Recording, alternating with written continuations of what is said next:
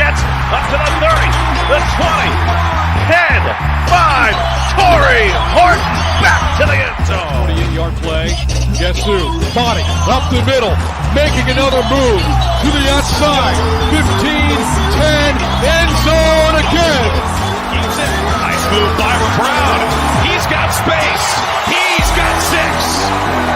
35-yard touchdown for Byron Brown. A record-setting night for the South Florida quarterback. Down so far, a little bit of a high snap. Genty right up the middle. Genty has room. Ashton Genty, give him 6. Second and long. Lagar tries to pin it in. Runnels, it does. Runnels stays up. The show's off his 4-3 wheels. Incredible effort for Runnels. The G5 Hive. All G5, all the time. Welcome to the G5 Hive Live, and we are excited to bring you another G5 college football coverage week that you love each and every week. I butchered that. It's been a long day. It has been a week for this Monday, but I am Luke. I am joined by my co-host, Justice. Another week down, Justice. Another ODU football game attended. Like you mentioned, this one kind of played out the way you thought.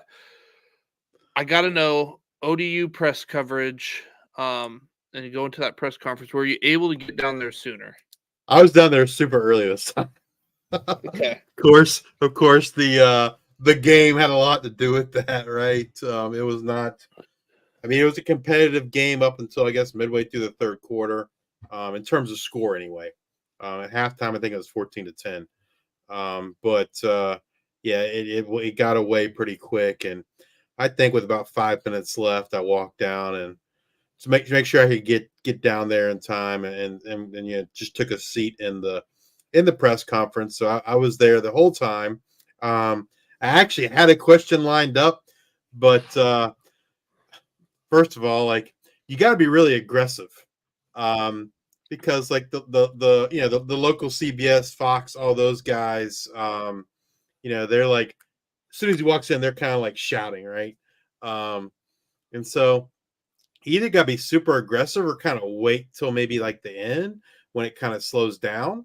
Like, you don't want to be like, I guess not the first one, right? Because all those guys are kind of like trying to talk over each other. So you kind of wait till that calms down a little bit. But the question I had, one of those guys was like the first question they asked. So, I need a good question. It was a good question, yeah. But I guess, I don't know. Maybe I need to come up with like some standard canned questions to kind of ask. And so far the questions I've had have always been very game dependent, and they've been asked. So the question I wanted to ask this week was, Grant Wilson was injured, did not start. He was dressed out. He did not play. So redshirt freshman Colton Joseph got the start. He played 2 series. At the very end of that second series, he made a freshman mistake. He was about to get sacked, and he tried to just kind of flip the ball to somebody, and I thought it was a forward pass. They called it a fumble. ODU recovered it, so it didn't really matter in the big scheme of things, but like, it was a bad decision, right? He should just, at that point, should have just taken the sack, I guess. Well, he got yanked. And I wasn't sure, did he get hurt on the sack? Did he actually get yanked? I tried to find him on the sidelines. So they inserted true freshman Quinn Henicle, who, from my understanding, hadn't really got a lot of reps with the first team. That was all given to Colton Joseph. So he was kind of like, playing with the first team in a game, which is not a good thing. He did give him a little bit of a spark. He had on an RPO play, he had like a 65-yard touchdown run. So he has some wheels. He can run the ball. But he's not very poised in the pocket, not a very good passer. They had 35 yards passing halfway through the third quarter. That's just not going to get it done. But anyway, I wanted to ask, hey, did Joseph get hurt, or did Quinn? Was it the plan all along? Was it an in-game decision to insert Quinn Henicle, or was that the plan all along? And apparently that was the plan all along. And so the No weird offense, thing, but it seems like a dumb play. it was a dumb play. And what confused me even more is like I had a very hard time finding Colton Joseph on the sideline. After that, like I was looking for, I figured, after Quinn kind of didn't play so great in the third quarter, maybe they'd go back to Colton. But I could not find him on the sideline. So then I thought, well, maybe he got hurt, and that's what happened. But I asked other folks if they noticed, and they said, well, we weren't really looking for him on the sideline. So I don't know. But anyway, that was my question. I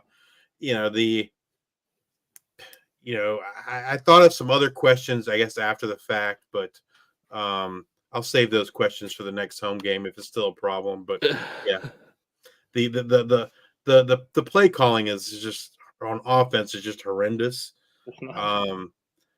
There's no crossing plays. I only remember one passing play across the middle, or where a receiver actually ran across the middle of the field, and then he dropped the ball.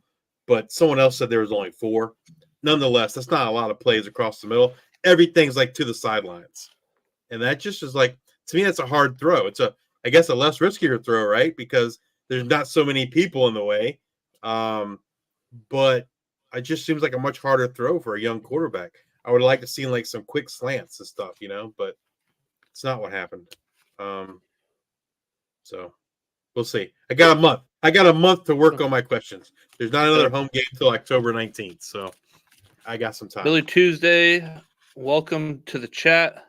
Love to have you here as always. Keep that chat buzzing, guys. If you're watching us on YouTube, please hit that like and subscribe button. And if you're watching us on X, please give us a follow, a like, or retweet. And if you're listening to us in podcast form, please rate and review. Now let's move on to our G5 Players of the Week freshman offense.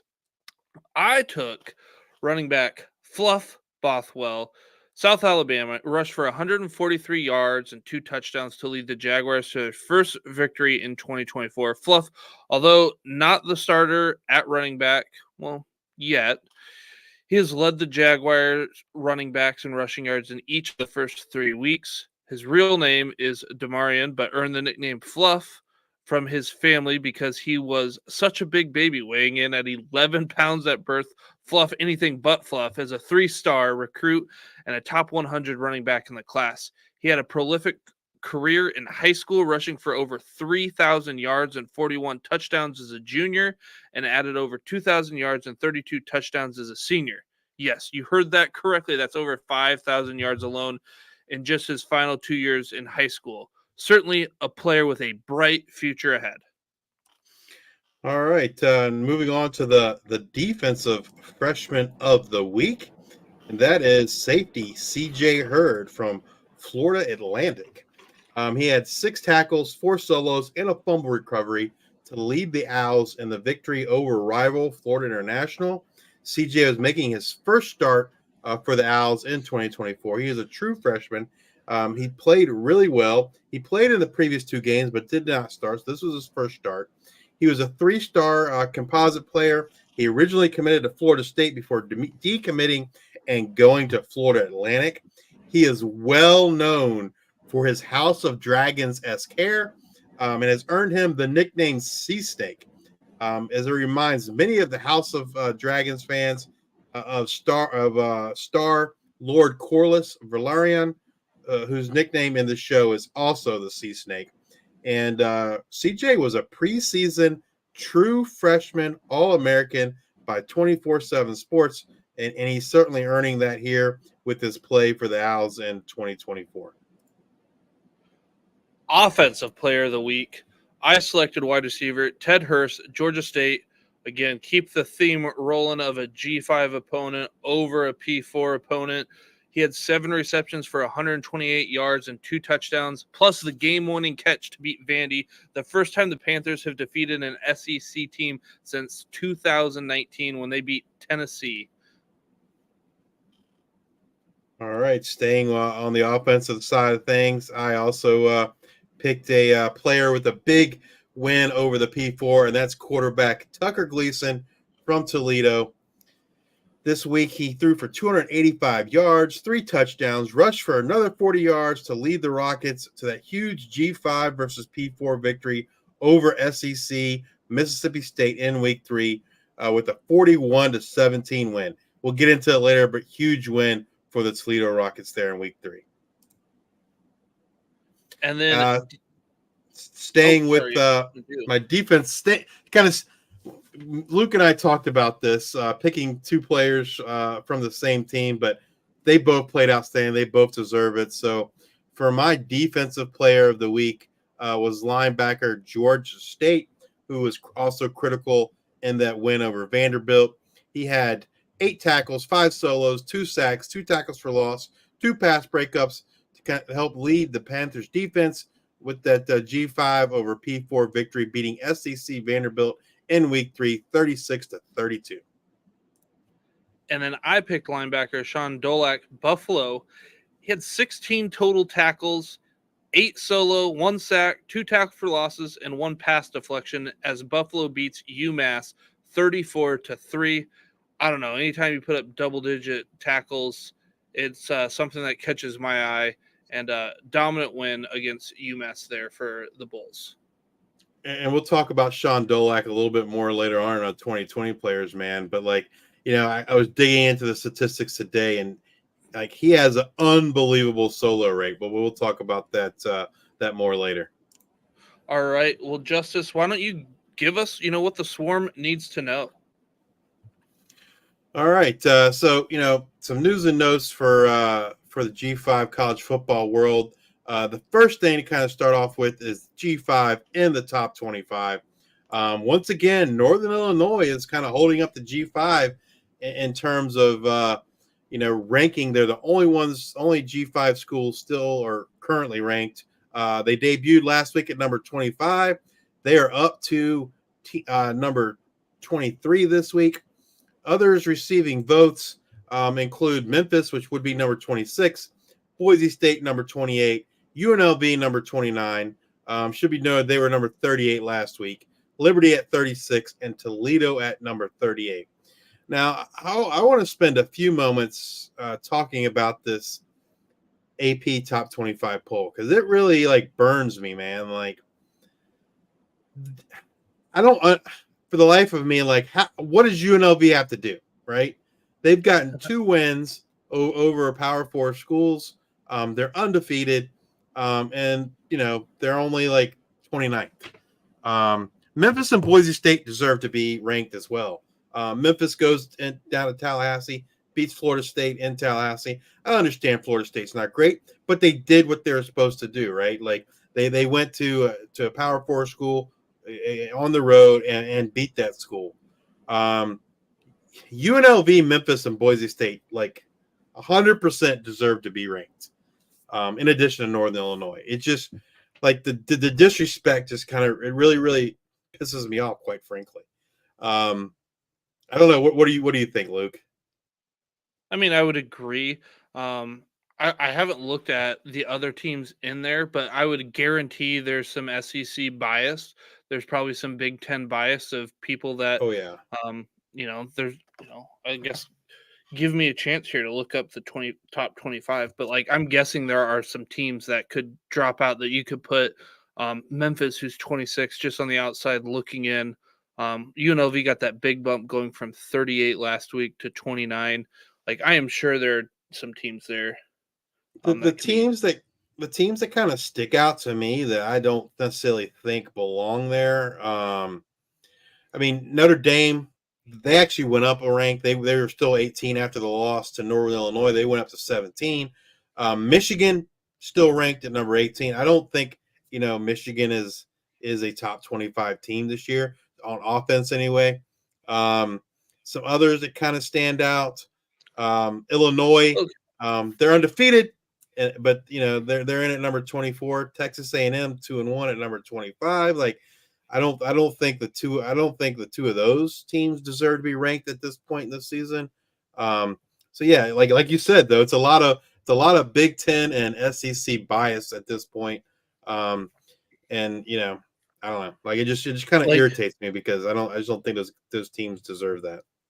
Like Nebraska being at 3-0, they're at 22. Like, could you just bump everybody up one spot and have Memphis there at 25? Like, I would be okay with that. Like, Nebraska's there because it's the Nebraska name, and Nebraska's back. I don't envision. They haven't Clemson beaten hasn't- anybody. Clemson hasn't looked great. Michigan can't even throw the ball. Nebraska beat UTEP, they beat Colorado, and they beat Northern Iowa. Like, those aren't very good teams. And then yeah. Texas A&M is just in it because of being in the SEC. Like Texas A&M is not a great team. So sure, you put them up against Memphis, maybe it would be tough, but I don't know. Their 2 wins are McNeese State and Florida, and then they lost to Notre Dame in week 1, who conversely lost to Northern Illinois. But yeah, Transitive property. Illinois' wins aren't great. They beat Eastern Illinois. They did beat Kansas, which UNLV also just beat Kansas, and they beat Central Michigan. Again, like nothing like super impressive. So I don't know. Like to me, UNLV, Memphis, and Boise State should be ranked along with Northern Illinois. But that's just I don't know. It's pretty typical for these types of polls to be biased against the G5, and like you said, slanted towards the Big Ten and the SEC. The next probably the biggest piece of news this week is the Pac-12, man. Like it's we've talked about the Pac-12 in the offseason. It's the Pac-2 right now, Oregon State and Washington State, but they announced this week that Boise State, Colorado State, Fresno State, and San Diego State will be joining Oregon State and Washington State in the Pac-12 starting with the 2026-2027 academic year. So that's two years from now. It'll give the Pac-12 6 members, but they need to have at least 8 by then. They have to have those 8. If they don't get the 8, they're not any better off than they are today. I personally don't think it doesn't matter. Actually, they're worse off because they won't even be recognized as a conference, I guess. They have to have at least 8 members. So they'll lose all their access. But, there's a lot of money involved here and a lot of rumors about who the other teams are going to be invited. So the Mountain West schools that are leaving, those 4 schools, they have to pay the Mountain West at least $18 million apiece. It could be more. That's the exit fee. And why I say it could be more is because that's the exit fee if you give 2 years notice. Well, they didn't quite give 2 years notice. It's close to 2 years, but it's a couple months short of 2 years. So in theory, the Mountain West could pay them more money. But at the very least, each of those schools is going to owe the Mountain West $18 million apiece. Additionally, the Pac-12 will owe the Mountain West $40 million for poaching those schools. That, if you remember when we talked about the scheduling deal between the Pac-2 and the Mountain West this year, that was part of that agreement, that if the Pac-12 either had to take everybody, or if they took only certain schools, then they would have to pay a poaching fee of $40 million. So, the Mountain West is going to get a large amount of money here, unless every single school from the Mountain West goes to the Pac-12. That's not really being talked about. The primary names that I've being heard thrown around to join the Pac-12 are Tulane and Memphis from the American, right? They're 2 of the top teams in the American. And then UTEP and New Mexico State from Conference USA. That kind of makes sense, right? They're the furthest, I guess, West teams. But if you're going to take New Mexico State and UTEP, you'd think maybe they would just take more Mountain West teams with them. And then, of course, UNLV from the Mountain West is another one I've heard thrown around. But interesting. The one thing I would say about this is I think the Pac-12 really thinks that they're going to go back to getting an automatic berth. And I don't see that happening. why would the other 4 conferences agree to do that? I just don't think they would. I think they would say, no, you're going to be in the G5 like everybody else. Like, there's no guarantee they're going to get the automatic berth back. And I frankly don't think it's going to happen, but we'll see. Who knows? I mean, conference realignment, like, it doesn't really matter who goes where, but it makes sense for them to want UNLV just to have Vegas, have that area regionality. It would make sense to have Tulane and have Louisiana just for recruiting purposes, where people go down to Tulane and can watch some of those recruits done in Louisiana. So those two make sense for sure in just the sense of what it means to that conference and recruiting and stuff. Because then you got the whole West Coast, and then you've got Louisiana. And then if you want to do Memphis, you've got that Tennessee, Georgia area that you could wander around. Yeah, I mean, it makes sense what they're trying to do, right? It's like they're basically trying to build a super conference of the G5, if you will, to kind of, I think, to entice them to be able to get that automatic berth back. I just don't, I don't personally see that happening, but I guess it could. Billy has an interesting question. So would the American get a more lucrative media deal than this new pack? I don't know. I think it really depends on what happens, right? Like, if Memphis and Tulsa leave the American, I think it's going to swing things in favor of the Pac-12 in terms of that media deal, and drop the American down. The Americans lost a lot of members over the last, I don't know, I guess 2 years, right? They lost several, got several to the Big 12. They lost SMU to the ACC, and they backfilled those slots with Conference USA teams. And so I don't know that, in my opinion, the AAC has positioned itself really well in terms of being the top G5. I think if Pac-12 can get Memphis and Tulane, I'm assuming they're going to stay. They'll become a G5. I don't think that they're going to get the automatic berth, and I think that immediately puts them in play to be the top G5. Now, the other G5 conferences, I think, are gonna might push back on that, right? They might be pushing to say, hey, give these guys an automatic berth, because they don't want the quote G5 collective berth always going to the Pac-12. So maybe those guys will be push hard enough that they'll get the P4 teams to recognize the Pac-12 as a quote P5. I don't know, but it'll be talked about a lot over the course of the next 2 years, and trying to see who the Pac-12 will add to kind of bring them up to that 8. Like I said, they have to get to the 8 by that 2026 season. So stay tuned. We'll keep you guys informed on the rumors and what we're hearing. I know, like, I heard some rumors today, like Memphis is probably is a hot name. That maybe there is some traction to Memphis going to that Pac-12. So we'll see. All right, moving on to some player news this week and some injury news here. Once again, I talked about Old Dominion earlier, but All-American linebacker Jason Henderson did not play this week against Virginia Tech. He was not dressed.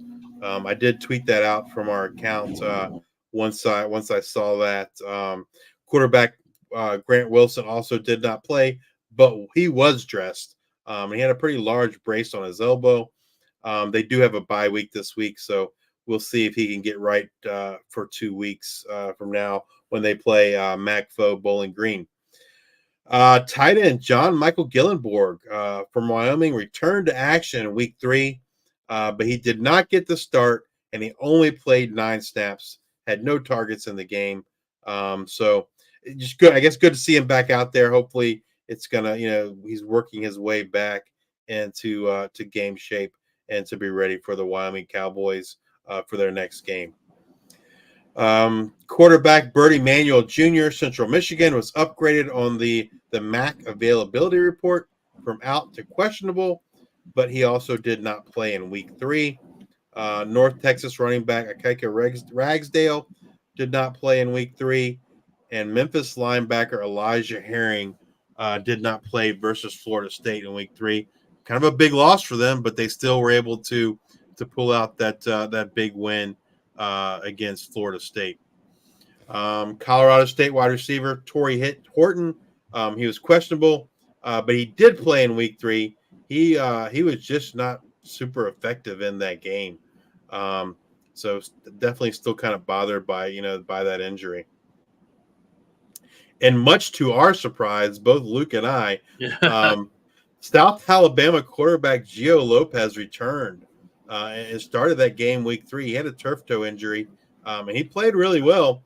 I think we thought he wasn't going to play. Right, they were playing an FCS opponent.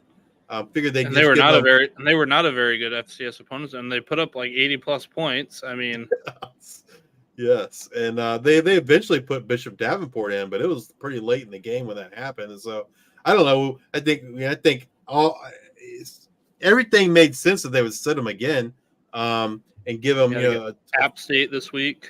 Exactly, they give him a full 2 weeks of rest, but I guess he was good to go, and they let him play. So, but definitely a little bit of a surprise there. Buffalo wide receiver Nick McMillan did not play against UMass this past weekend. Moving over to North Texas, wide receiver Damon Ward left the game with Texas Tech due to injury. Not sure what that injury was at this point. There's also, like, some folks ask about DT Sheffield, and he played in the game, but he was they had a good game plan. They effectively Texas Tech effectively shut DT Sheffield down and really did a number on North Texas as a whole. We'll get to that later.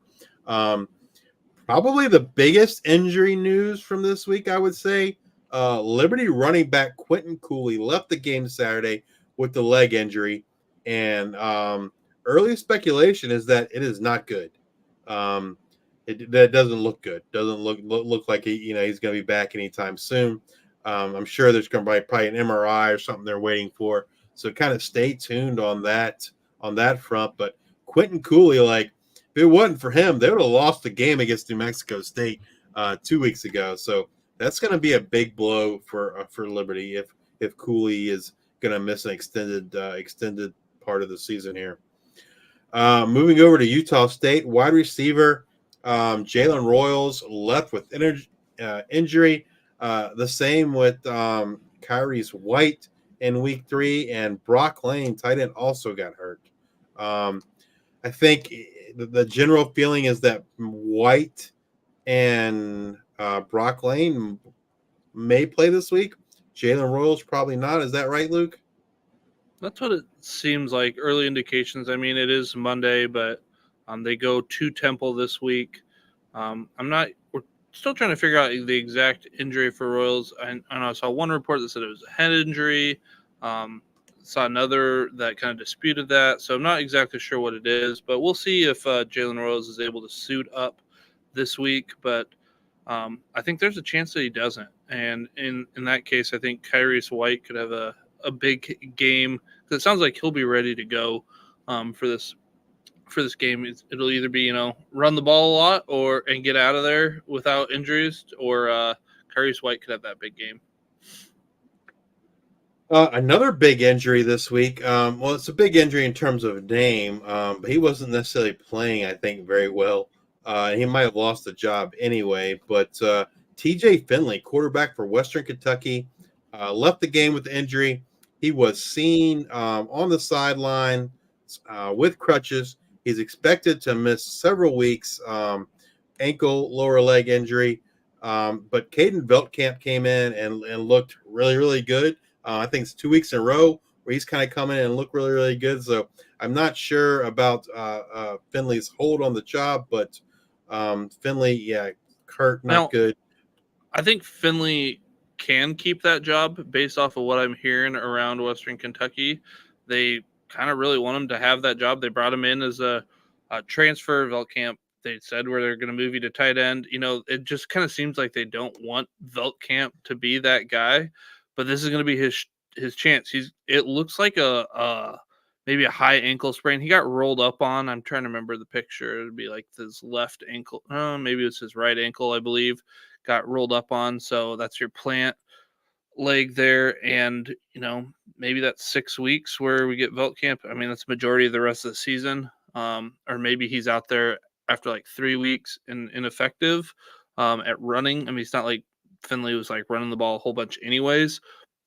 But it kind of seems like TJ Finley could get that job back. And I don't know if it's just stubbornness or whatnot, because like it hasn't looked good in the last several weeks. So I think if Veltkamp like shows out, then I think he's going to get the job. But I don't think it's a foregone conclusion that no matter what happens, Veltkamp has the job, even when TJ Finley's healthy. So I think there's some room to wiggle there. Troy quarterback Will Goose Crowder. He was thought to be probable this past week with a shoulder injury, but he did not play in week 3. So hopefully we'll see him here coming up for Troy in week 4. San Diego State quarterback Danny O'Neal did not play in week 3 as he's recovering from a knee injury. The interesting thing, I guess, is that A.J. Duffy did not get to start, and A.J. Duffy did not play. It was Javon Stupiata-Johnson, and he didn't look great. So I don't know that Danny O'Neal necessarily has anything to worry about in terms of losing that job. But stay tuned to see if O'Neal can go in the next game here for San Diego State. Charlotte quarterback Deshaun Purdy making his first start for the injured Max Brown, who got hurt the previous week. Well, Deshaun Purdy got hurt on Saturday, left the game with the injury. Trexler Ivy had to come in. Max Brown is considered week to week with his injury. I don't know that I would necessarily expect him back this week. I don't think so. But maybe in a couple weeks we'll see Max Brown. No, I haven't seen an update on Purdy to see if he's going to be able to start here in week 4. This next one's a bit of a mystery. Western Michigan running back Jalen Buckley missed his second straight game, and there's we've been digging on this. We can't find anything. Like, we asked people with boots on the ground, so to speak, and they're not hearing anything. So we're not really sure. That's kind of concerning. It is, but I guess it's not like, I don't know. If it was like Memphis, I would be more concerned. It's the MAC, right? And I just feel like that's par for the course in terms of the MAC.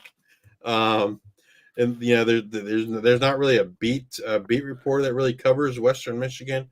So we'll see. But Western Michigan does have a bye in week 4, so maybe once again they were like, hey, we rest him 2 weeks. He basically gets a month off, so to speak, before he's got to play again. So maybe that's what they were thinking of in terms of Jalen Buckley, trying to get him right for the conference season. Temple quarterback Forrest Brock did not play in week 3. He's still recovering from a head injury he suffered in week 2. We'll see if he gets cleared to play here in week 4. UConn running back Victor Rosa did not play in the game versus Duke in week 3. He has a broken finger, and that finger is going to require surgery. So he will be out for a little bit there for UConn. Utah State quarterback Spencer Petras sat out his second consecutive week with an ankle injury. And Bryson Barnes has kind of looked good, right? And so maybe, you hate to think someone would leave or someone lose their job to injury, but it happens quite often. And so I don't know, just kind of stay tuned and see if Spencer Petras is going to get that start this coming week for Utah State, or are they going to roll with Bryson Barnes once again? And I think Bryson Barnes has done enough to warrant another start. He's looked okay out there for Utah State. So yeah, I mean, obviously if Petras isn't 100% there, there's definitely no reason to make a switch. Ball State wide receiver Ty Robinson did not play in week 3 with a shoulder injury. No update in terms of when we should expect him back. But he got hurt last year, I think, in week 3. He missed the season. And then this year he gets hurt, I think, on the first play of scrimmage.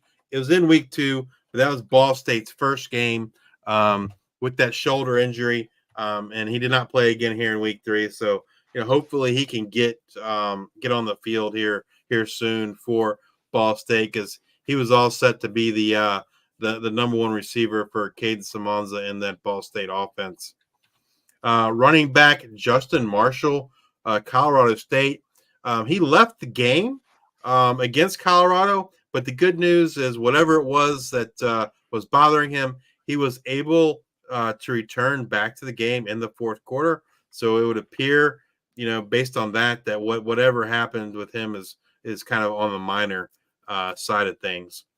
Arkansas State running back Cedric Hawkins is out for the season. That's a bit of a blow there for Arkansas State. I assume Zach Wallace will carry a bigger part of that load with Hawkins being out.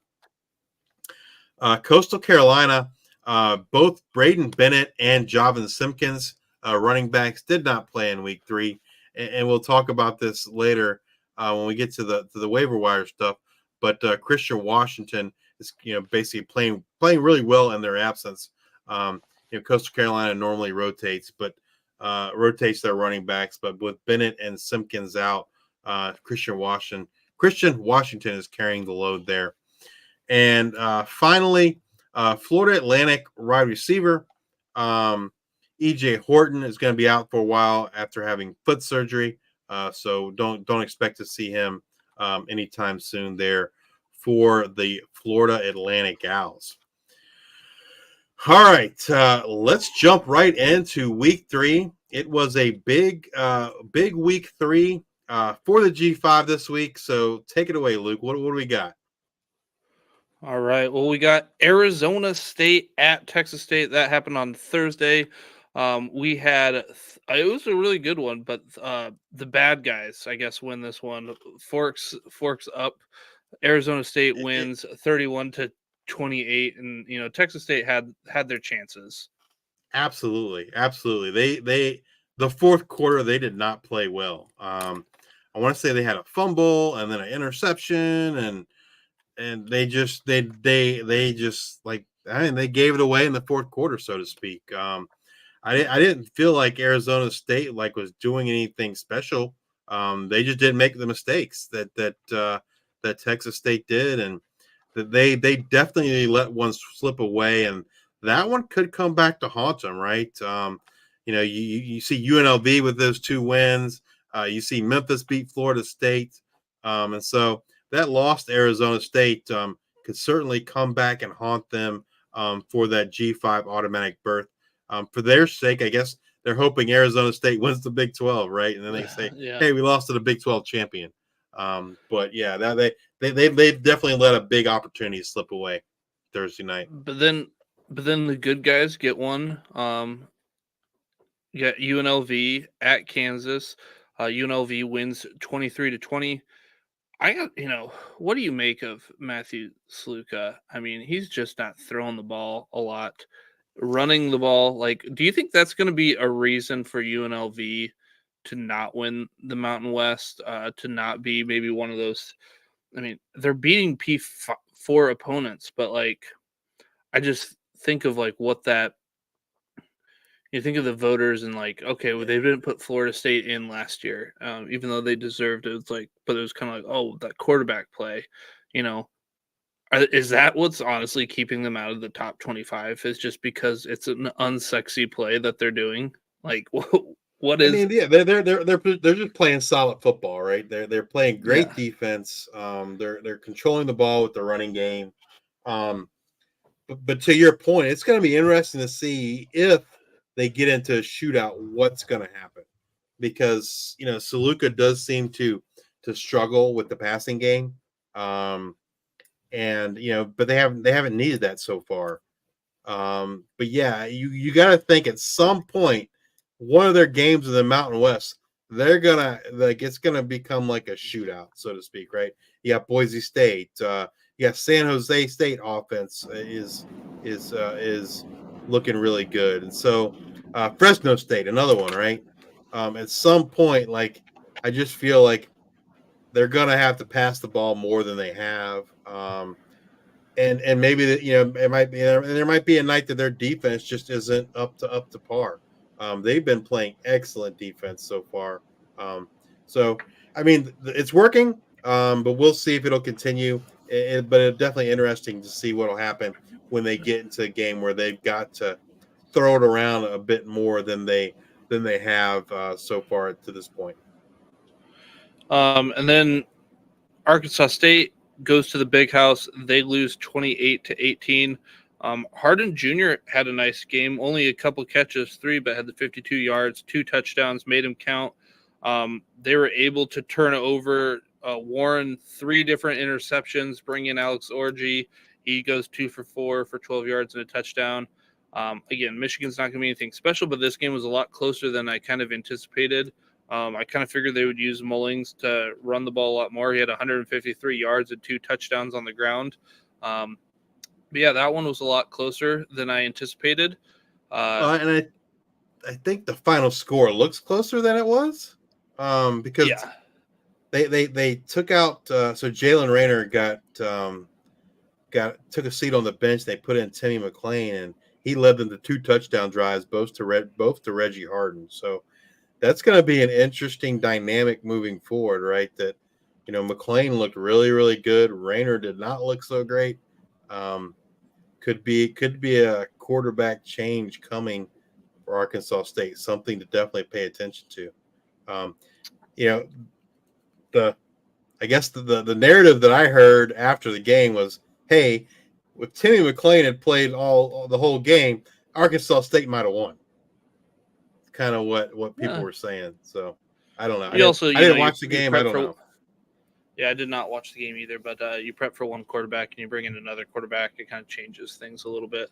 Oklahoma State puts a trouncing on Tulsa, 45-10. Oklahoma State just wins big. I don't think there's a lot to talk about in this one. No, I mean, I think Tulsa's a good team. I think they're, give them another year or so, and maybe they can compete with Oklahoma State. Memphis at Florida State. This was a game all eyes were on. 20-12. Memphis goes into Florida State and wins. Again, not maybe as sexy of a win as we thought preseason of what this Florida State team would look like. I guess what do you think would have hurt Memphis more, losing at Florida State? Or it's not like winning was going to hurt them, but it's just like, I don't know. It just feels like if they would have lost, it wouldn't have been like, oh, you lost to a P4 team. It would have been like, oh, you lost to Florida State. It would have hurt. It would have hurt them really bad. I think if they wild. Lost that game, it would have because preseason, right? We're talking about how it's going to be a signature win, and now at this point, you're like, if they lose, they're screwed because people are going to say you lost to a terrible P4 team.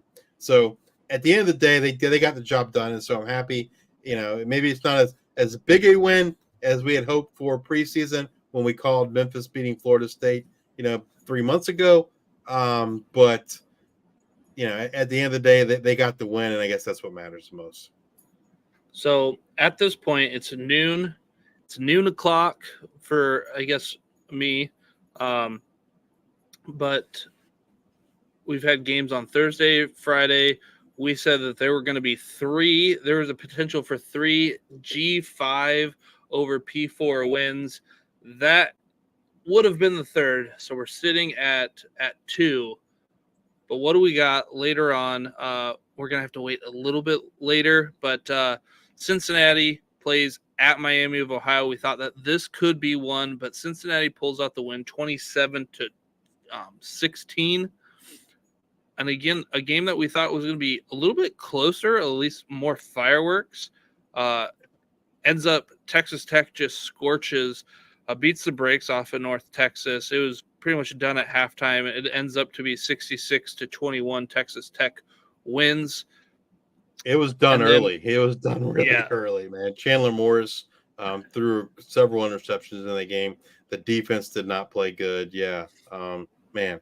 I thought North Texas would give them a better run than they did.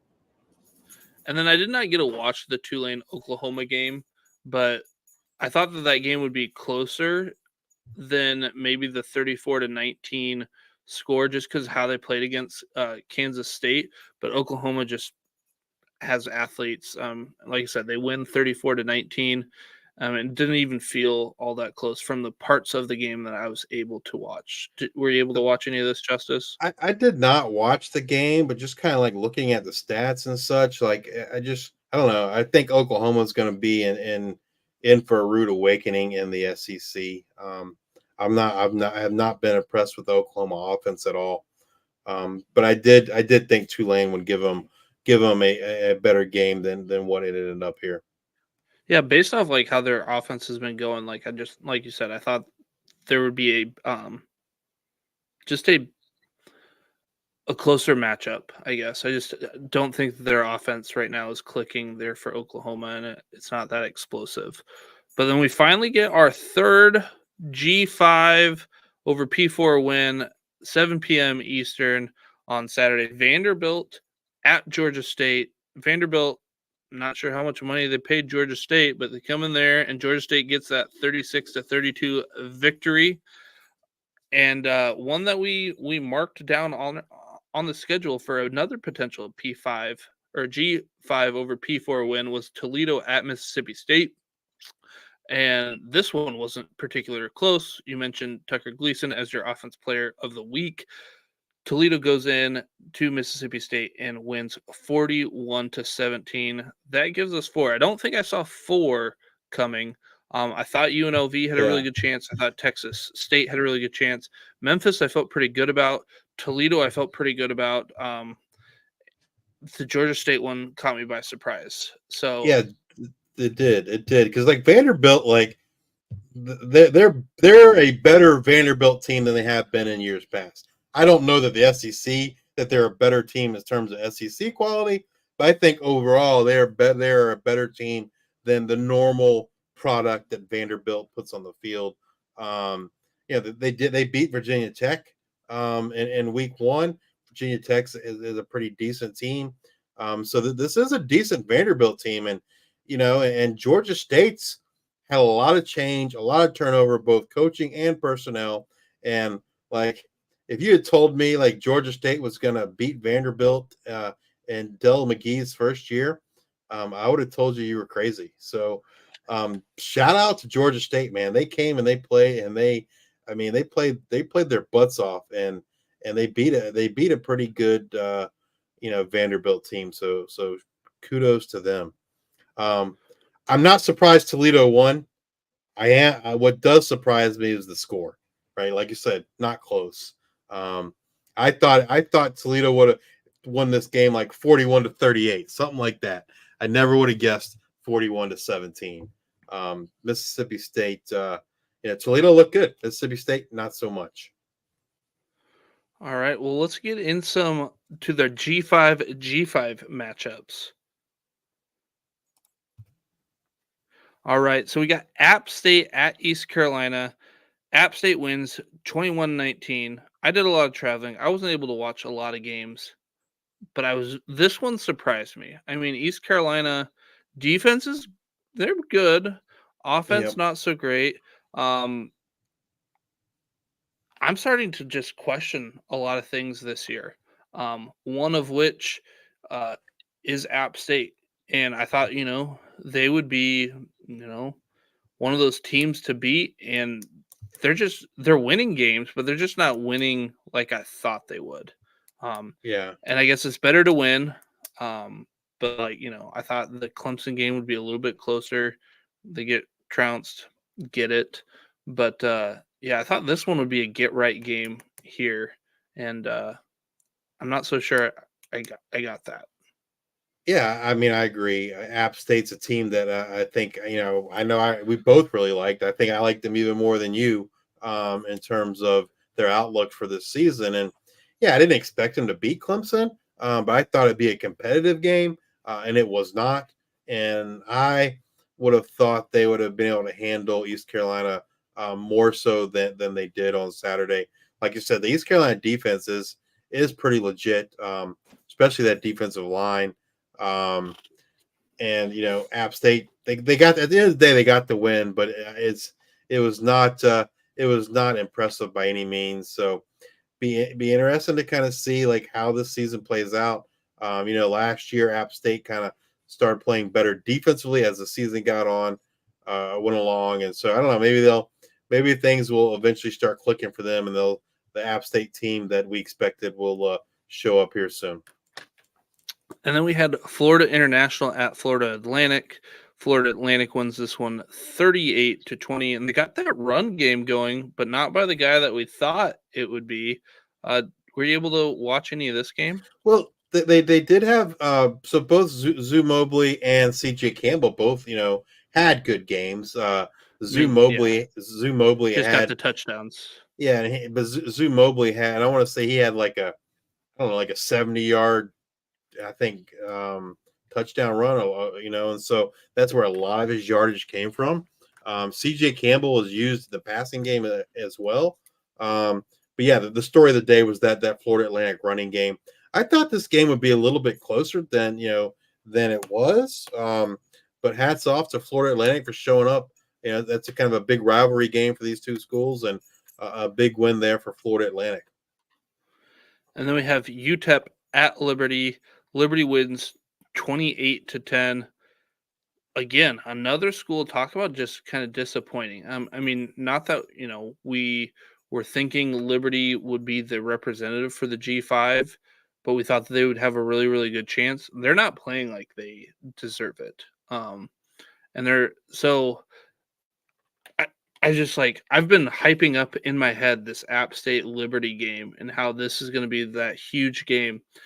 And now I'm just it's just two, in my eyes, two underperforming teams that are still good. They're just not living up to my maybe expectations that I had for this year. I'm hoping they get things going this week, but yeah, Liberty not looking great. Yeah, I agree. Quentin Cooley, like I said, saved them 2 weeks ago against New Mexico State, and if he's out for the year or an extended period of time, I don't know that necessarily is going to be good for Liberty.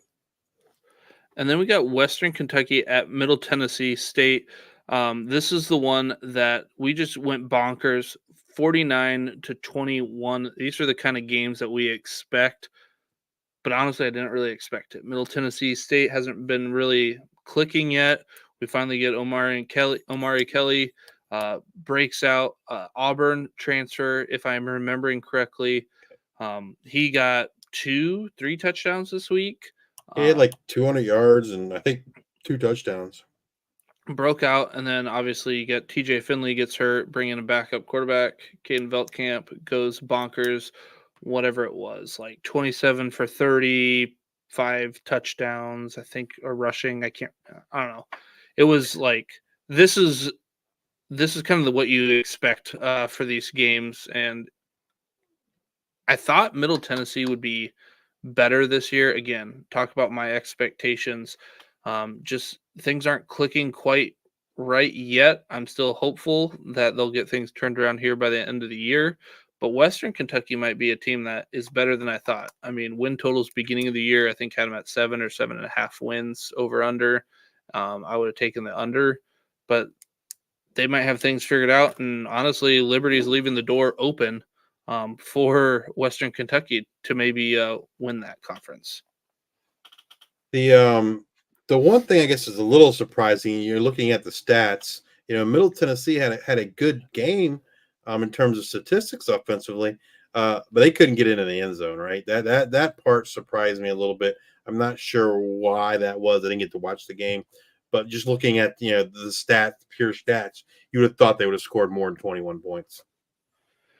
And then Hawaii at Sam Houston. Sam Houston wins 31-13. Sam Houston, a team that I was big on this year. They are proving to be a force to be reckoned with there, and excited to see how the season progresses for Sam Houston. New Mexico State at Fresno State. This one was a close one. Fresno State wins 48-0. I think we were fooled by that Liberty game, right? So this game just makes me think, man, Liberty is not, just makes Liberty look even worse, right? Because they should have lost to New Mexico State 2 weeks ago, and New Mexico State just got trounced by Fresno State. Yeah, and Fresno State looking good. Team last year that didn't really have, if I'm remembering correctly, did not have a lot of offensive line injuries, and they're running pretty good right now, clicking on all cylinders. Things are looking good for Fresno State and their path there to the Mountain West Championship. One thing before we move on to week 4, one team that we talked about last week that we were looking forward to seeing what they did this week was Rice, and they looked awful. They looked awful against an awful Houston team, and so I think it's safe to say we were super high on Rice, but for whatever reason we were so wrong, man. Because they have not looked good at all. Houston is not a good team, and Houston beat them pretty soundly. So I don't know what's going on there at Rice, what's happening, but man, had such high hopes and expectations for them this year, and they are. I think it's safe to say. They just turn things around, but I don't know. It'd be a pretty remarkable turnaround if they make it to the AAC championship game, like we thought maybe they possibly could have, kind of as a dark horse. Absolutely. Well, let's get into week 4. So we've got some good matchups here. We've got Marshall at Ohio State. We get to see a little bit more of that Marshall offense. I'm not so sure that we'll get to see what it normally is. Ohio State has been looking really good, even against teams that they should beat. So won't spend too much time on that. Charlotte at Indiana, Saturday, noon Eastern. Again, Charlotte going to be down maybe 2 quarterbacks. Indiana looking pretty good.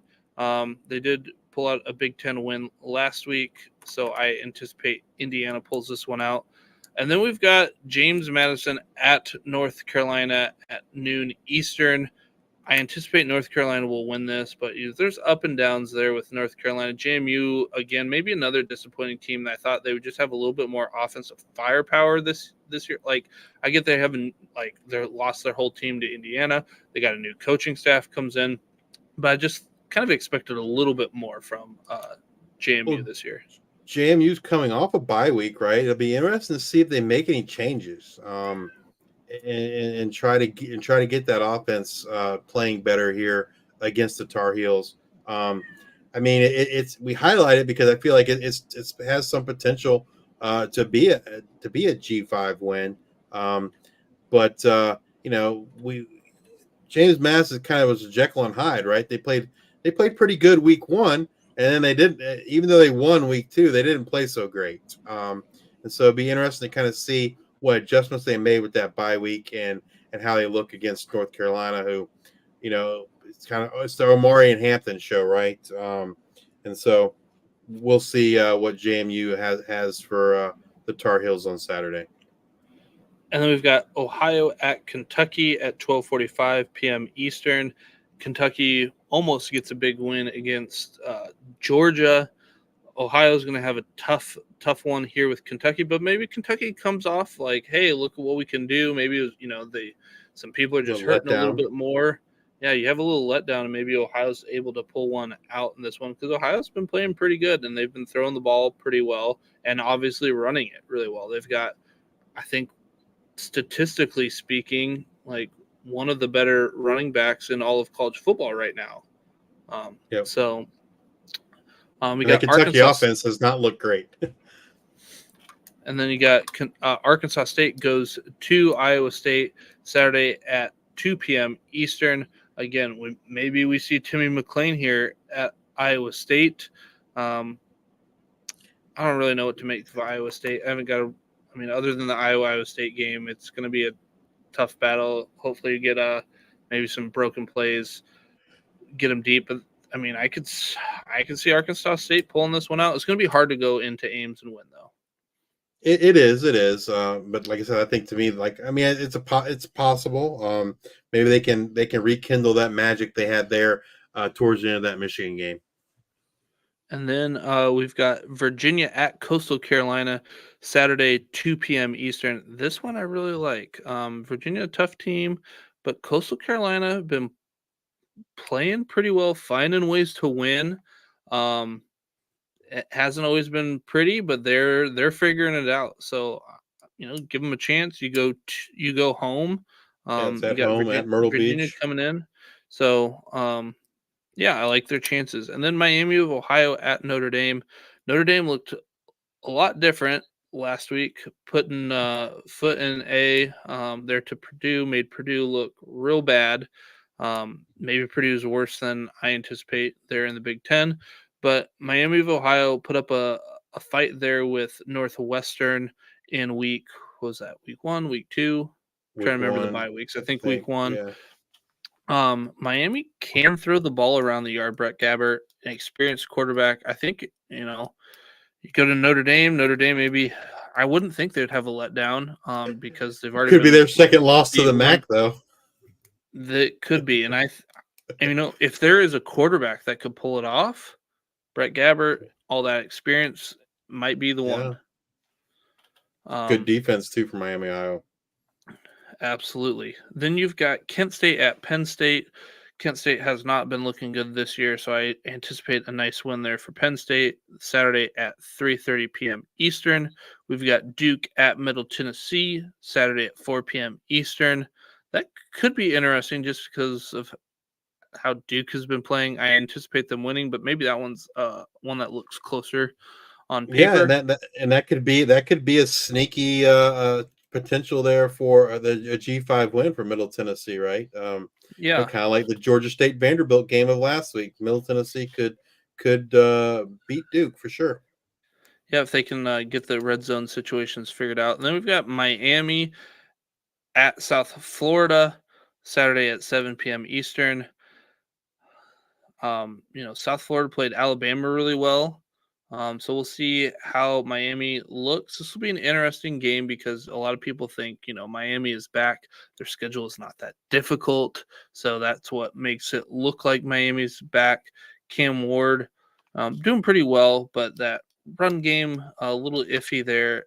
So, I think Miami is going to have to lean on the passing game, but we'll see what the Bulls have in store for Miami. It's a home game for South Florida, but Miami not that far from Not Tampa. that far away. Yeah. It'll probably be maybe more of a home game for Miami because they're showing out, so they'll probably get fans to show up. Then you've got I'm Akron. interested. I'm interested to see kind of how that South Florida offense looks against that Miami defense. You've got Akron at South Carolina. Saturday, 7:30 p.m. Eastern. I anticipate South Carolina to handle their business. Their quarterback did get hurt in this one, so maybe they'll be on their backup quarterback. I don't know if it'll really matter. We've got Bowling Green at Texas A&M. This could be a sneaky one. Texas A&M, their quarterback, Connor Wegman. Connor Wegman. He was out last week. We'll see how this offense looks. But Bowling Green gave Penn State a run for their money, and I would say that they're Penn coming State off is a bye better week, than. so I would say Penn State is better than Texas A&M right now in a neutral field. Saturday, 7:30 p.m. Eastern. That could be a sneaky one. Georgia Southern at Ole Miss. Ole Miss. looks good. Saturday Looks at really good. 7:45. Yeah, I anticipate them to handle their business. And then we've got UL Monroe at Texas. UL Monroe has looked surprisingly pretty good this year. Pretty good, yeah. Based off the teams but it's Texas. We'll see what Arch Manning looks like here in this one. But that one is at 8 p.m. Eastern. Going back and looking at them, okay, we kind of we think there's a really good potential for there to be 3 G5 over P4 wins. What do you There is. think? I don't feel as good as I did last week about making a prediction. I think at the end of the day, if we had one, I'd be happy. I think we won. I think two would be two. I'd be ecstatic, but I don't feel as confident about that as I did last week. All right, now let's get into our G5 matchups. And we have South Alabama at App State Thursday, 7:30 p.m. Eastern. I am excited for this one. South Yes, Alabama, App yes. State. App State not playing super great. 2-1 at South Alabama. Playing pretty good. Should have maybe beat. I mean, I think they should have beat Ohio, but they're sitting at 1-2. We'll see what Geo's got for this App State defense. We'll see if this App State defense can respond. And Joey Aguilar been throwing the ball around pretty well so far. Just need a Caden Robinson touchdown is what we need. Maybe this is the Yes. week that Yeah, he's we doing get it. everything but getting the touchdowns. You're right. And then we've got San Jose State at Washington State Friday. I guess Washington State are they P4? I don't know what they are, P1. but I consider them G5, right? That's what we consider them. This, For at least for the purposes of this graphic, they're not a P4, right? They're kind of in no man's land. But yeah, this is a matchup that like I'm excited to see because this to me has like high scoring written all over it. yeah, Right? I don't know what the over under in this one is, but I can see the over hitting. Lots of offense, I would think, in this game. I would think I would assume that Billy Tuesday, look this up if you're still here. Like, I don't know. I'm setting the over under at like 60.5. Like, No, I it's think higher it than could that. be. I bet you it's higher. I bet Yeah. you it's close to the 68 or 60, something like that. Because I think it's gonna be a good one. Tulane at Louisiana, noon Eastern. Let's see if Tulane can get things going. It doesn't really matter who Makai Hughes plays. He balls out. He is going to be a great player at the next, or maybe not great. He's going to be a good player at the next level. Balling out each week. Then we've got Memphis at Navy. You're closer than me. It's the over under is 55.5. That seems low. Like I'd be pounding that over. Yeah, that seems incredibly low. Yeah, I would take that over for sure. Then we've got Memphis at Navy. Memphis, we'll see what this one looks like.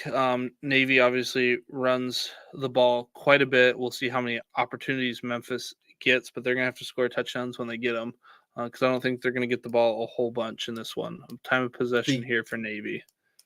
Going back to that Tulane Louisiana game, I think like this is kind of like the game like Louisiana has to kind of prove themselves, right? That's kind of what I feel like.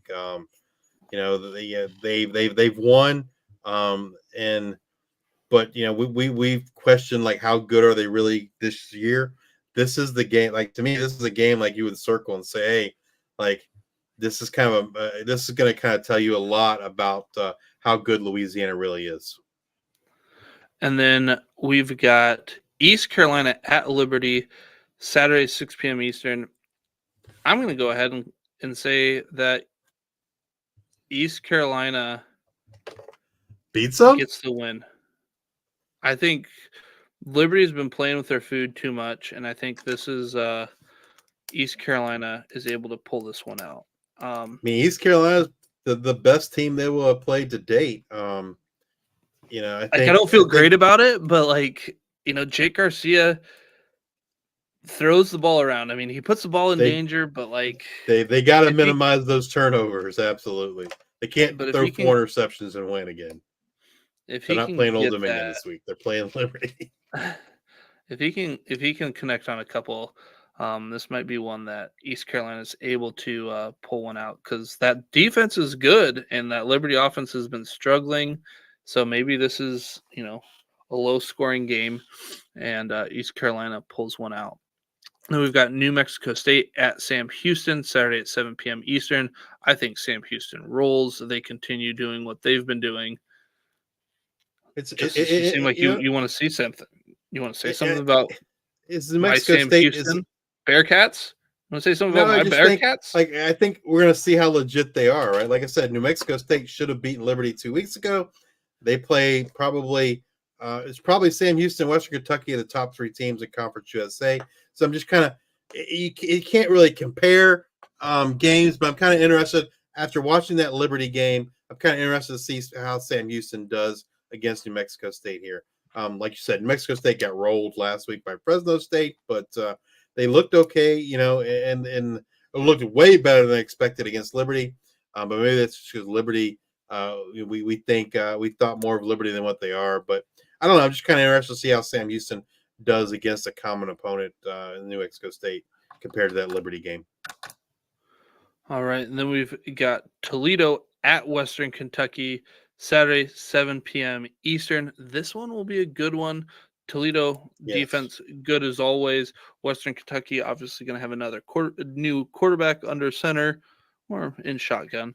But we'll see what, if Caden Veltkamp is able to bring back the 2021 Western Kentucky offense that everyone is chasing. I think that offense is gone, but yeah. It's gone. But Toledo, obviously, with a great win against an SEC opponent. We'll see how well this team looks against Western Kentucky, but this one will be a good one. And then you got Fresno State at New Mexico, Saturday, 8:30 p.m. Eastern. If you have not got a chance to watch, why am I blanking on his name? Quarterback Devin Dampier. Like, this will be a great game to watch him, Luke Wysong. I would assume that they're going to have to throw to keep up with Fresno State. Mikey Keene, they've got a great passing offense. I think this one will be a good one. But yeah, I'm excited to see what Dampier looks like against this defense. I think it's going to be a better game than people expect, right? I think people look at New Mexico's record and be like, oh, Fresno State should roll. But New Mexico's had a pretty tough, other than the first game, but they've played two tough opponents in week 3 or week 2 and 3, and so I'm interested to kind of see what they do against Fresno State, and I think this might be a better game than people would expect just looking at the records alone. All right, well, let's get into the G5 2020 guys. Give me a second here while I get things set up. Take a quick drink. While Luke's getting ready, if you're listening to us for the first time, we kind of highlight, we call them our 2020 players, and it's because these guys are top 20 in 2 categories. So, at least for the offense anyway. They're top 20 in terms of, for quarterbacks, pass attempts and pass yards. So on the graphics, you kind of see the statistics, but these guys, to make this list on the offense, these guys have to be ranked in the top 20 amongst the G5 in both categories. And we're going to start off here with the quarterbacks. So last week, I went just kind of whoever was first in attempts. This one, I kind of went backwards. I went through pass yards, and I also looked at attempts. So, like, if you were high on pass yards and high on attempts, so I kind of ranked these out, where almost as if, if I were playing college fantasy football and I were to pick these guys up, how I'd pick them up based off of what the stats are. So, Joey Aguilar, number 1, first in attempts, second in yardage in the G5. Number 2, Chandler Morris. He is last in average depth of target, ADOT, 7.2 yards. Then you've got number 3. That is Brett Gabbert. He is 9th in attempts and 6th in yardage. That's kind of a surprising number there. But that's something that I kind of like about Miami and how they might be able to pull up that upset here in week 4. Number 4, we've got Gio Lopez. He's just been solid, been producing very well. I'm excited to see what he's got going on in week 4. Hopefully that turf toe is not aggravated at all, and we get to see him against Joey Aguilar. We get number 1 versus number 4. We get a couple good quarterbacks going in this one.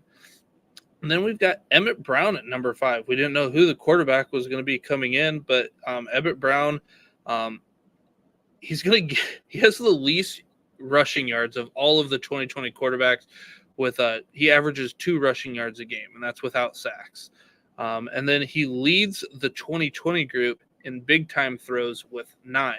So you're getting a lot of those down the field shots there with him. Number 6, you've got Nicholas Vadiato, a lot of that coming off the big week this week. So we'll see if he's able to stay in this, but he jumped up to number 6. So number 7, we have Jake Garcia. I mentioned earlier, but he leads the 2020 group in turnover-worthy plays with 9. So he's almost like what I call like the Brett Favre of like he's just like the gunslinger. Close my eyes, someone's down there. Then we've got number 8. We've got Jordan McLeod. He is tied with Emmett Brown and Chandler Morth with 9 passing touchdowns. Quietly, 9 passing touchdowns for Jordan McLeod. Something you wouldn't anticipate. Number 9, J.C. French. Again, doing some good things there with Georgia Southern. I think it's gonna be a tough one there against Ole Miss here. So I could see those passing attempts continuing to go up. We'll see if that yardage goes with it or if Ole Miss's defense is able to stop the yardage. Number 10, a new guy to the mix, Christian Veillere. He has 1 turnover-worthy play, and he is last in the 2020 group in pressures per game with 7. So that offensive line doing what it's supposed to do, keeping a clean pocket there for Christian, and he's not putting the ball in harm's way. Great recipe to win some games. Great recipe to get a G5 over P4 win against Vandy. But yeah, that Georgia State, a team to watch there in the passing offense because they're quietly doing some damage there. Number 11, we've got Braden Shager. He is first in pressures per game with 12. So that offensive line not doing him any favors, getting the ball out quick. And then number 12, we've got Devin Dampier. He leads the 2020 group in rush yards per game with 65. Then we've got Jalen Rayner. He leads the 2020 group in rush attempts. Again, not including sacks with 11. So he's taking the ball off and running. But do we see Timmy McLean or more of him here next week against the Cyclones? And then breaking into the 2020 group is Seth Hennigan. Just a solid performance. Throwing the ball a little bit more. But this offense is going to be dangerous because they're not clicking yet. And I'm excited to see what it looks like when it gets to humming. Yeah, definitely some surprises. As you can see, there was a lot more that we added this week. Usually we've been about 9, and now we're 14 deep that are leading all of G5 in pass attempts and yardage. I expected a much bigger year so far for Jordan McLeod than what he's had to date, but maybe he will pick it up. I would have, if you'd asked me, before the season started, Jordan McLeod, I would have said is number 1. But so he's still got time. We'll see. But that one surprises me a little bit. So we've got like 79, almost 80 people watching us on Twitter or X, whatever you want to call it. Drop a comment. What was your big surprise there in the quarterback section? Then we're going to move over to running backs. No surprise here. It's an off week, but Ashton Jeanty, he's the man. He's at number 1. I don't really know what to tell you. Marquez Cooper. He did move into the number 4. I think was it on 3 in their Heisman rankings. He's number 4, so he cracked the top 5. Like he should be higher than number 4, but hey, he's in the top 5, and hopefully he'll get that invite to New York come. Was it November, I guess? Then number 2, we got Marquez Cooper. He is getting a lot of touches there. He's getting over 20 touches a game. I think he's about 22 touches a game. Missed tackles forced. We'll get this with number 4 here too, but missed tackles forced.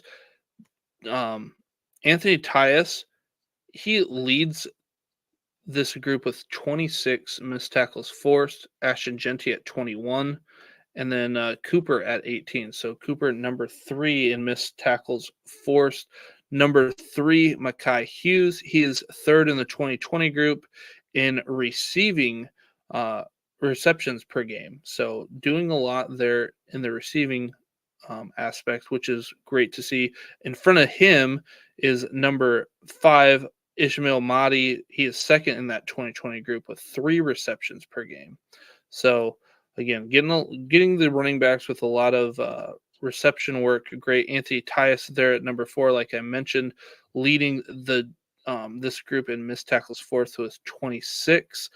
And then at number 6, we got Braden Sloan. He leads the 2020 group in receptions with 5 receptions per game.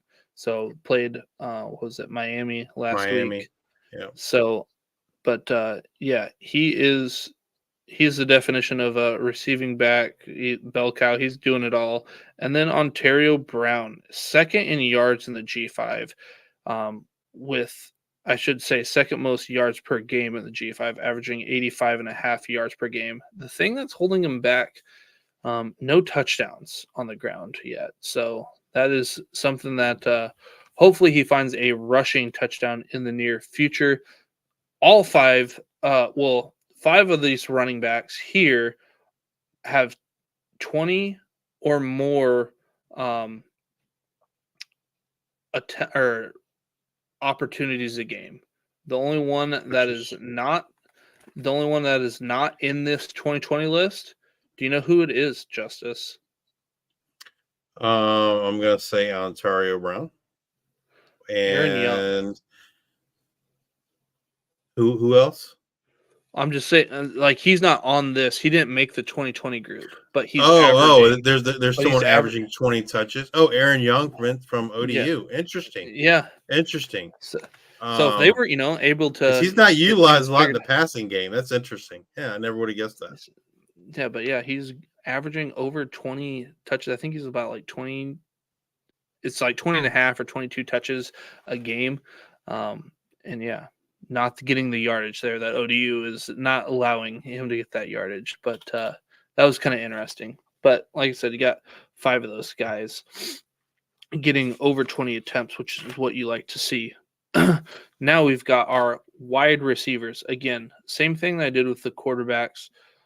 You got the receiving yardage. I mean, I did the same thing with the running backs, but then wide receivers, I did the same thing with receiving yardage and then targets.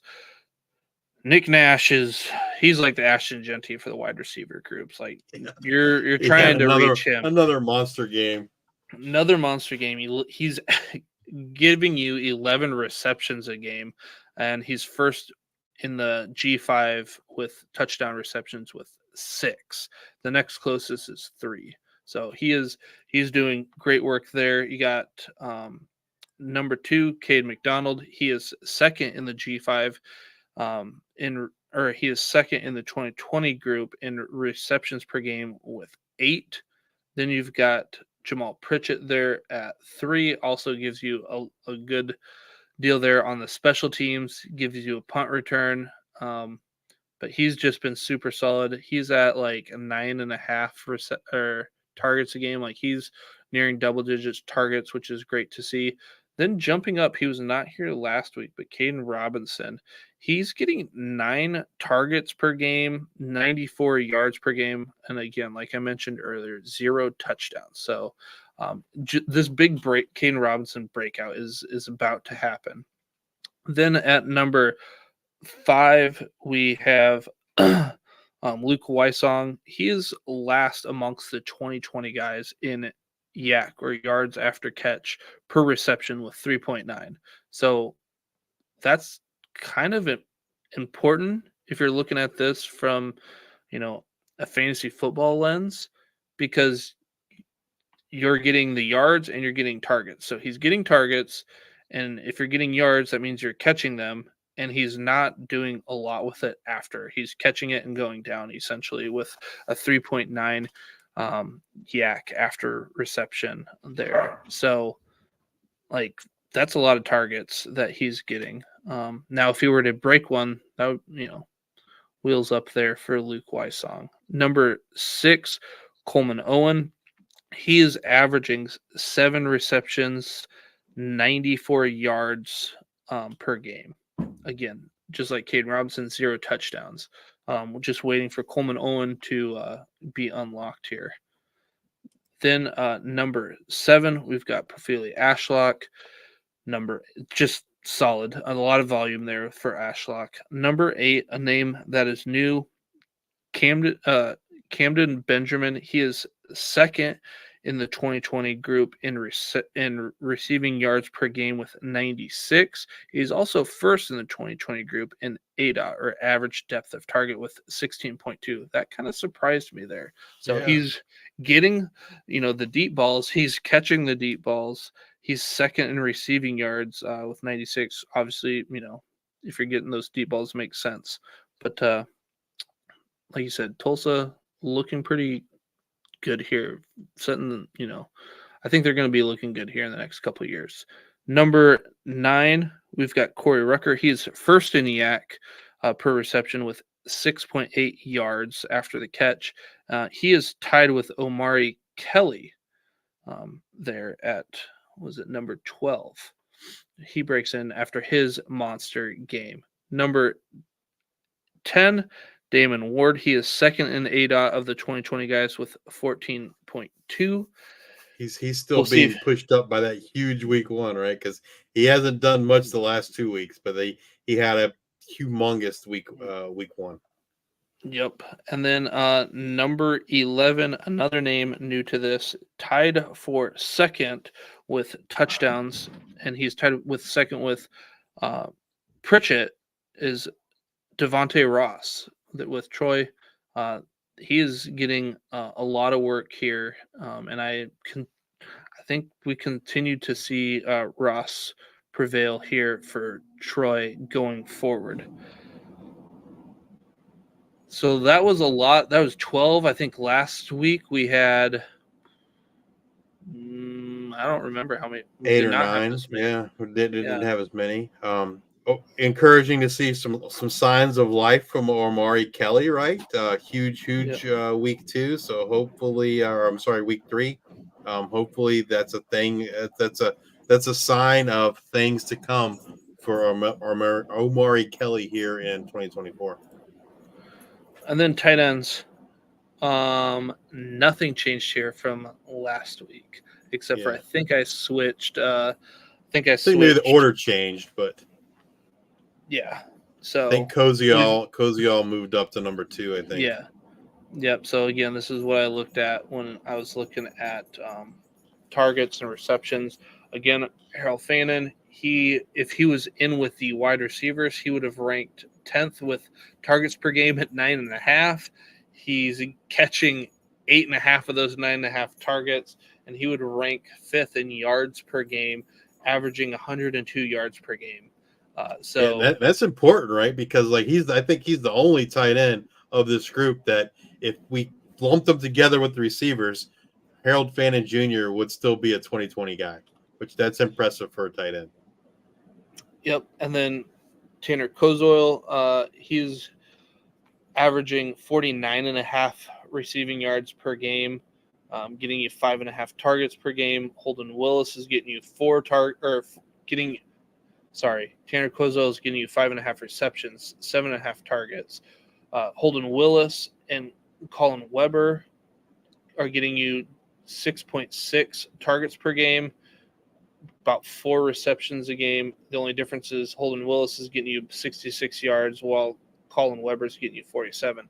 That was something that we were watching with a new quarterback. What was that going to look like? Weber ends up going 5 for 5 for 63 yards. He had an ADOT of 6.2 over the last 3 weeks for his ADOT. So he's getting the ball. We'll see if they go on to a third quarterback, if he also stays involved.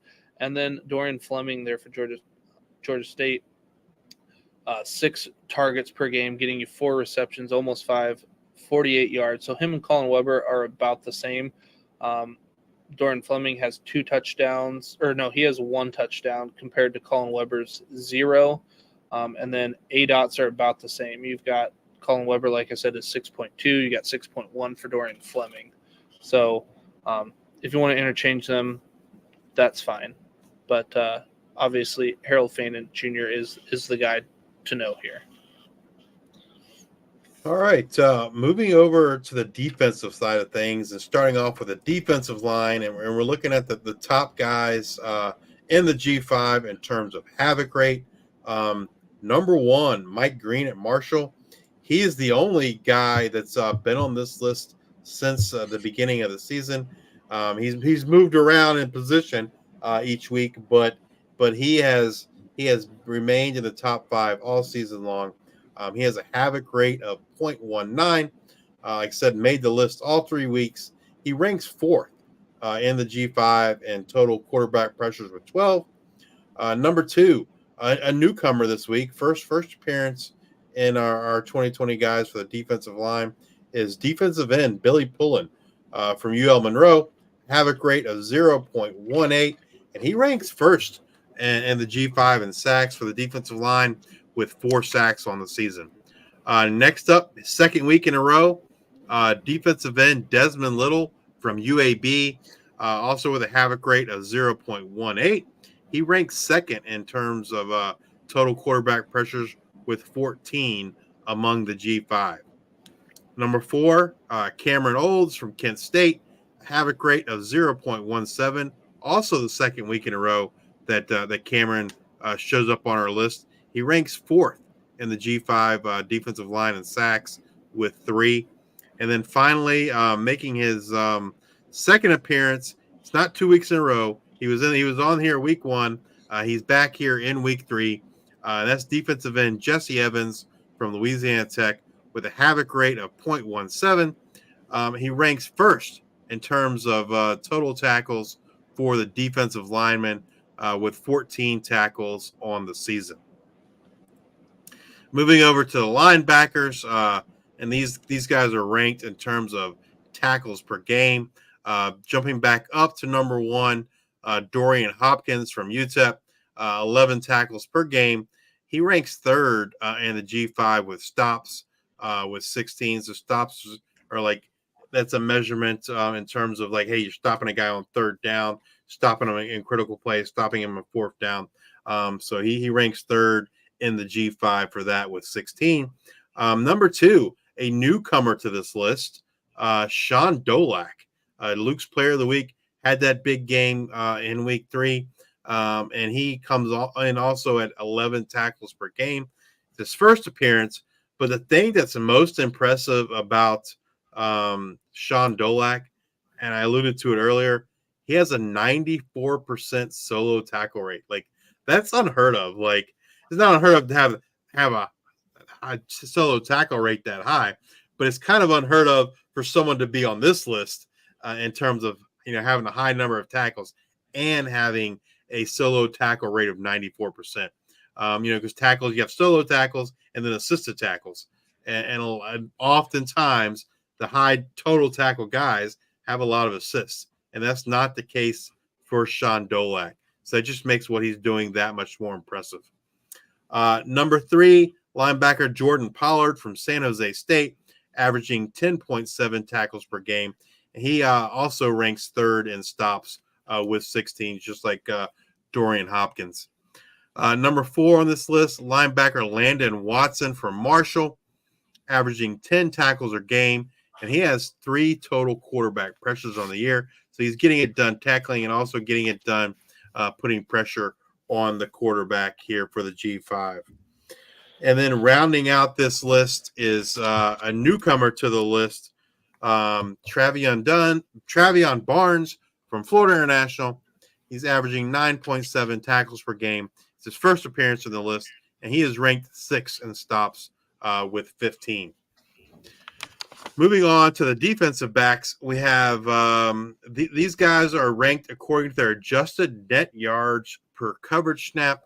We got a new group here in week 3, and the impressive thing is all these guys have negative adjusted net yards. Like the top NFL guy will be like, around 2 or 3, and these guys are negative. So that's pretty impressive.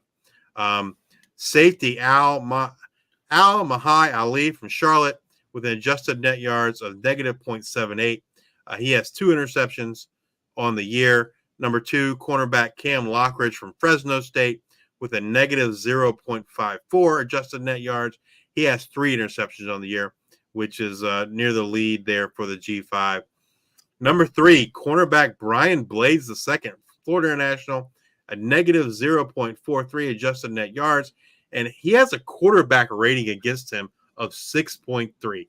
That's super impressive, right? Like, so, you hear, especially in NFL broadcasts, they talk about, hey, the quarterback rating is 150 this week or 143, whatever it is. When you target Brian Blades II, your quarterback rating is 6.3. Sorry. Super impressive. And if you're thinking to yourself, hey, that name sounds really familiar.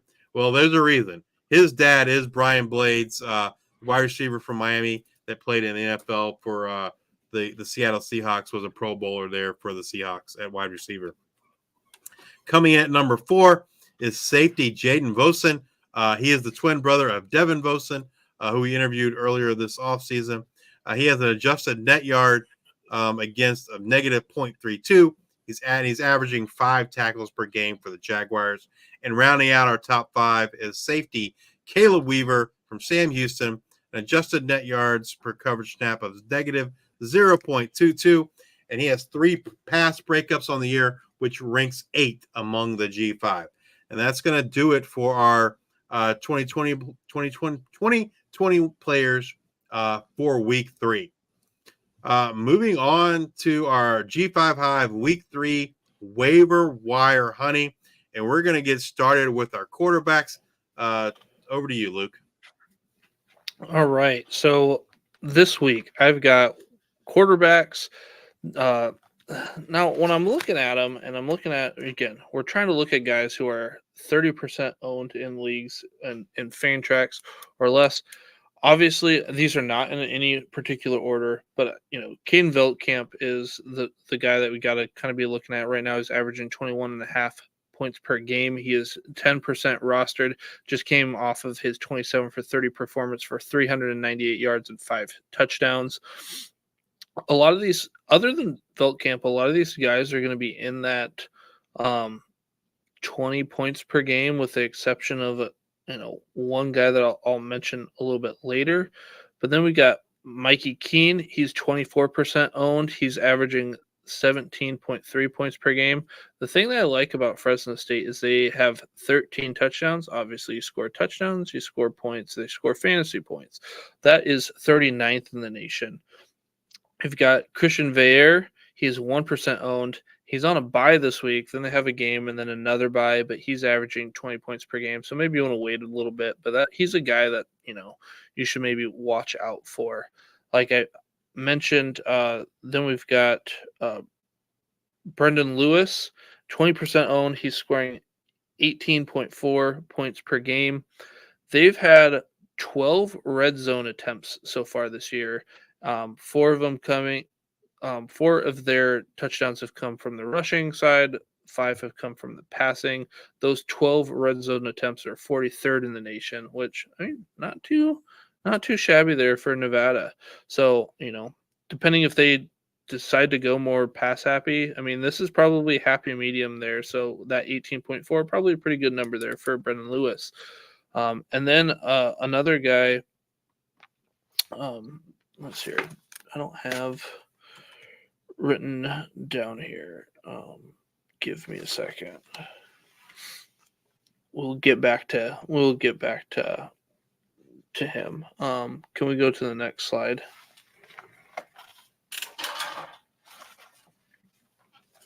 Give me a minute while I look up my notes. I apologize, guys, because I had a crazy evening with the kiddos. Then we've got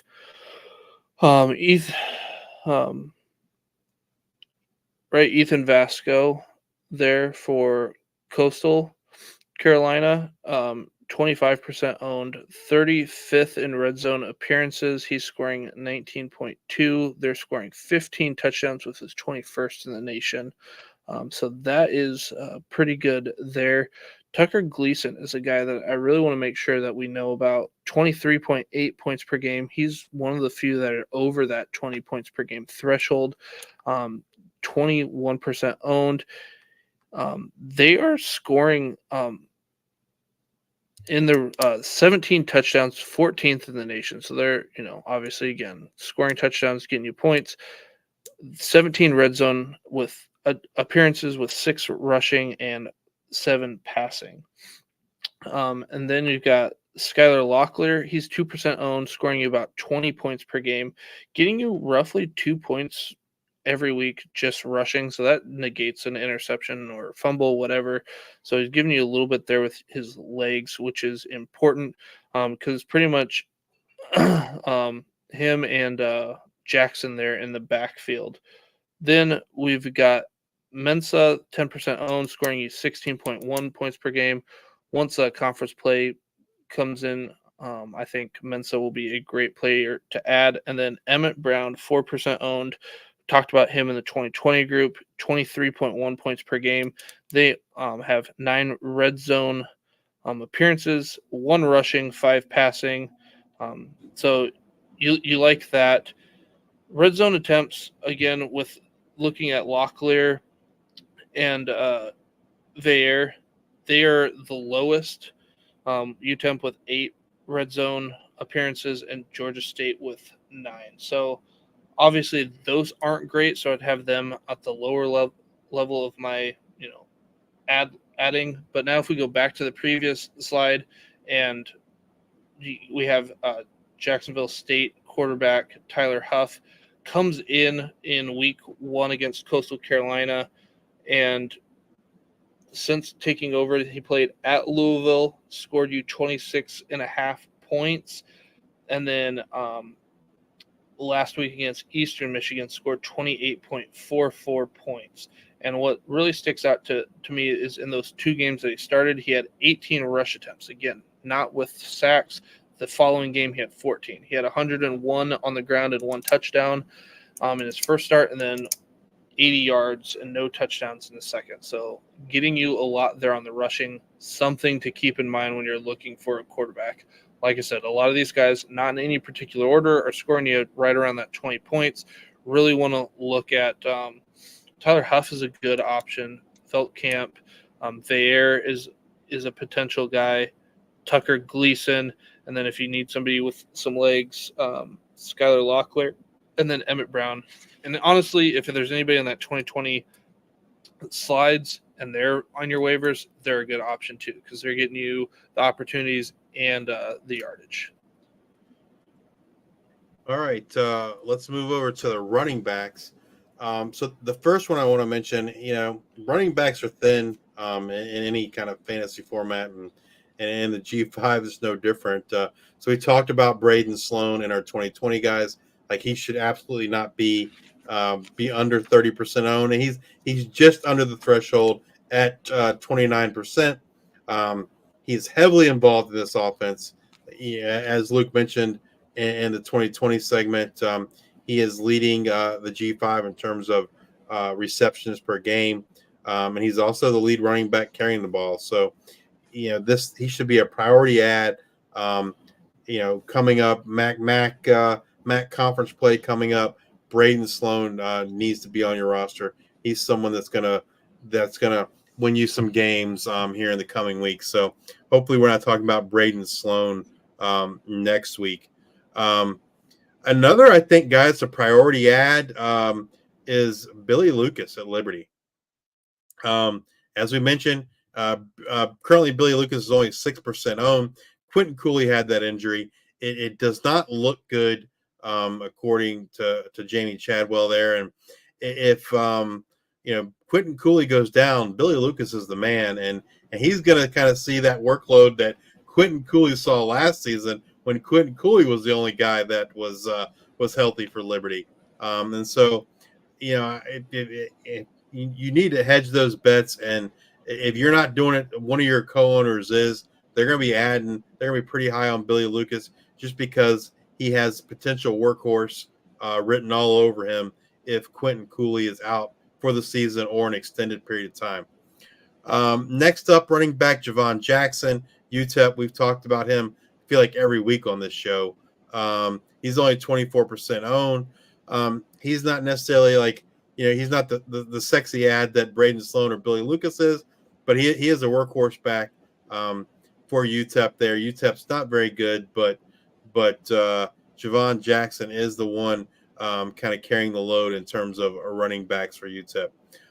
This next guy we talked about earlier when we did our news and notes and the injuries. That's Christian Washington. It's probably just a short-term play, right? Coastal Carolina rotates their backs. Christian Washington is 6% owned, but it's a good play right now. And until they get Braden Bennett and Javon Simpkins back from injury, Christian Watson is the one carrying that workload for the Chanticleers. So again, probably not a great long-term ad, but if you need somebody this week, he could do well for you, assuming both Bennett and Simpkins are still out. And rounding out this group is Rajai Harris from East Carolina, 13% owned, and this has been back-to-back weeks where he's kind of been a workhorse back for East Carolina. We'll see if that continues against App State this week, but Rajai Harris, East Carolina, 2 weeks in a row with workhorse type numbers. All right, moving on to the second group. First up is a bit of a cheat code, if you will. It's running back / wide receiver Cam Thomas. He's listed on the UTEP roster as a minor back, whatever that means. But he's used in the passing game. He eats in the passing game. He's getting you 5 to 8 receptions a week, 70 to 90 yards through the air. So if you are in a PPR format, Cam Thomas is absolutely someone that you need on your roster. He's only 9% owned. Next is kind of like crystal balling a little bit maybe, but Fluff Bothwell, who was our offensive freshman of the week, South Alabama. He's only 8% owned. He's currently, in a committee there at South Alabama with Kentrell Bullock and Braylon McReynolds. He has not started a game yet, as we mentioned earlier, but he has led South Alabama in rushing every single week for the running backs. And he's frankly looks like the best running back on the team. So, we'll see if he can kind of take that over, if they continue to rotate. But Fluff Bothwell is someone that I added in a league just this week, just because lots of potential and has looked really good in the snaps that he has gotten. Running back Seth McGowan, New Mexico State, only 18% owned. He's getting you roughly 15 carries a week, 50 to 90 yards. Definitely looks like the best and most productive running back for New Mexico State. And next up, Cam Edwards, UConn, only 10% owned. UConn was a very heavy rotation with Cam Edwards, Victor Rosa, and Darrell Robinson. Victor Rosa hurt, got to have finger surgery, going to be out for a while. Did not play in week 3. And Cam Edwards, man, was a workhorse for UConn against Duke. He had 21 carries for 106 yards and a touchdown versus Duke. As I mentioned, Rosa's injured. Darrell Robinson's still there, but Cam Edwards kind of looked like the man there in week 3 against Duke. And then finally, not someone that's been super productive, and so you have to be really, I think, kind of desperate to add him. But he is the lead back for UMass. He's involved in the passing game as well, and that's Jalen John, only 2% owned. But the running back group gets really thin in fantasy football in general, and that's no exception among the G5. So, if you're in a deeper league, Jalen John is someone you might be looking at if you need some running back production. All right, let's move back over to Luke and the wide receivers. All right. We've got Dante Wright, Temple, 8% owned, averaging 16 points per game. He is 4th in the G5 in targets, 25th in yards. He's getting you 10 targets and 7 receptions for 78 yards. I'm pretty excited about a lot of these wide receivers here that I'm going to talk about. We've got, let's see here. I've got no particular order on here. Got Cam Thomas, 9% owned, 15.1 points per game. He's 11th in the G5 in targets, 23rd in yards. He's getting you 9 targets a game. 6 of those are receptions for 73 yards. We've got Ted Hurst, my offensive player of the week. He is 1% owned on a bye this week. Then you have a game, then another bye, but he's getting you 16.4 points per game, 7 targets, 5 receptions, 79 yards. He's got 3 touchdowns, which is second there in the G5. Let's see here. We've got looking through my notes. We've got Skylar Bell there at UConn. Make that change there at quarterback. Well, Nick Evers dealing with a head injury, so that is why he has been missing games. But Skylar Bell, 7 targets. He's getting 4 receptions per game, but he's making those 4 count. He's averaging 101 yards. He's got 10.1 yak per reception, which would be the highest of the 2020 guys if he were there. So tempered expectations. He's doing a lot with a little, but we're looking for stuff. Skylar Bell, maybe a guy that could be out on your waiver wire, so that could help you from week to week. You got Keyshawn Johnson, not that Keyshawn Johnson. You got a different one. 7 targets over there at Western Kentucky. 5 of those are receptions for 89 yards, doing work there for Western Kentucky, and we'll see what they look like this week. Got some more guys here. Next, we've got, hey, Brett, what's going on? So then we've got wide receiver Dallin Cobb, 23% owned, looking good there for Georgia Southern. Not expecting a lot this week here against Ole Miss, but he's getting 6 targets. 5 of those are receptions for 58 yards, and he's got 2 touchdowns. So if you're getting 10.8 from a receiver, not too bad. I expect big things going forward there for Georgia Southern, and Cobb is looking pretty good as of late. A guy that I'm really excited about, I'm kind of curious if he's able to pull out a couple long catches here against Ohio State. Christian Fitzpatrick, he's 4% owned. He's averaging 16.5 points per game. He's 5th in the nation, or not 5th in the nation, 5th in the G5 in targets. And 21st in the G5 in yards. He's getting 10 targets, but he's only able to haul in 4 of those, but he's averaging 83 yards per game. Pretty high ADOT from what I remember, I think in the 15.2 range. So if he's able to catch a couple more of those, that could be a guy to pick up. Then we've got Junior Vandeross, 3% owned, 15.8 points per game. He is getting you 7 targets a game, corralling 4 of those for 75 yards. Again, he's got 3 touchdowns. So he's, again, second that G5 in touchdowns. So good for him. And again, Toledo, we have Tucker Gleason on there. He's got to throw the ball. He's been a target of his. And again, scoring a lot. I think what I said earlier, like 17th in the nation in touchdowns scored. You've got Luke Floria there for Kent State. Not a lot to hang their hat on, but Luke Floria is one of those. He is getting 7 targets. He's getting 5 receptions a game for 69 yards. And the last one, Anthony Smith. Guy, I thought it was going to be a different transfer that ECU would be counting on, but Anthony Smith, he's got a 16.1 average depth of target.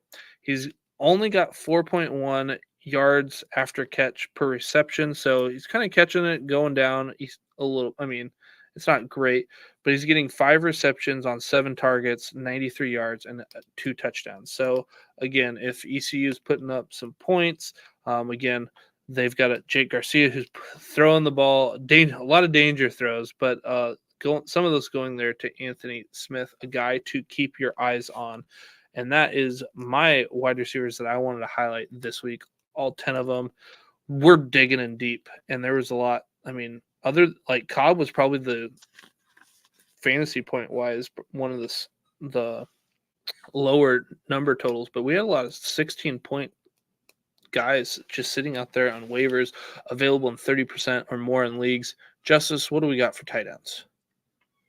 All right, so kind of rounding us out for the waiver wire this week, tight ends.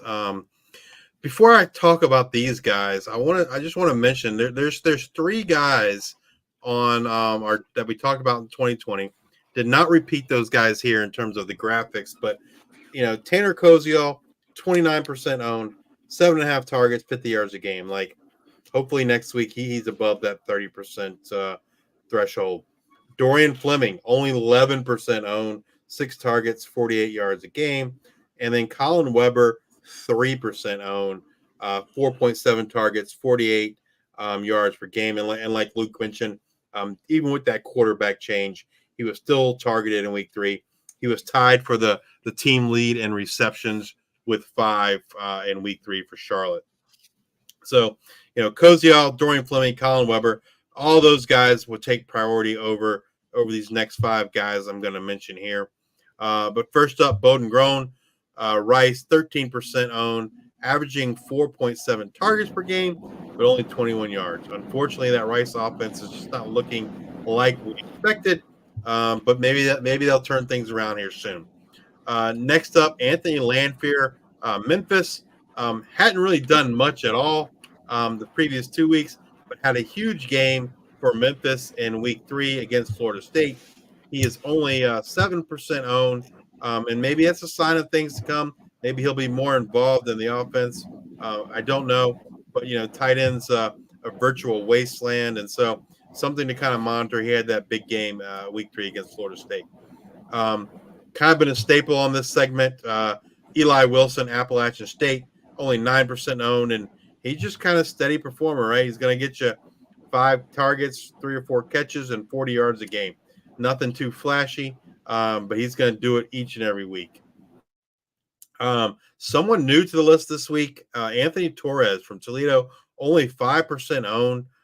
The big thing to note here with Torres is he scored a touchdown in 2 of 3 weeks, and that, that's huge for tight end production. That's the difference from 6 points to 12 points a week. And so when you see a double-digit score for a tight end that's not named Harold Fannin Jr. or Rondé Gadsden or some of the top guys, it's usually because they scored a touchdown that week. And Anthony Torres has done that in 2 of 3 weeks. And then rounding us out here is Jacob Newell from Akron. He's 0% owned, but he's averaging kind of the same as Bowden Grown, 4.7 targets and 33 yards per game. His targets have kind of jumped up the last couple of weeks with 6 and 7 targets. So maybe he's someone to monitor as we move into MAC play. And that's going to do it for our tight ends here for our week 3 waiver wire honey. You're on mute, Luke. The mute button, undefeated. Come back and join us next week as we discuss what happened in week 4, as well as look forward to week 5 of the 2024 season. And as always, we bring you up to date on all the latest news and happenings in the world of the G5 college football. If you're watching us on YouTube, please hit that like, subscribe button. If you're watching us on X, please give us a retweet, a like, and a follow. And if you're listening to us on Apple Podcasts or Spotify, please subscribe and leave those 5-star ratings and review. Thank you all for your support. Until the next time, we are the G5 Hive.